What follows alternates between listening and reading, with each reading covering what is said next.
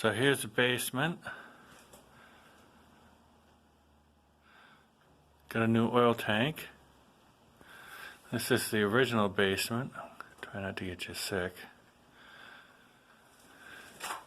This is the furnace.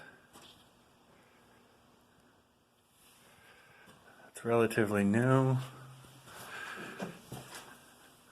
Vermont's weatherization program here. It's been done in the house.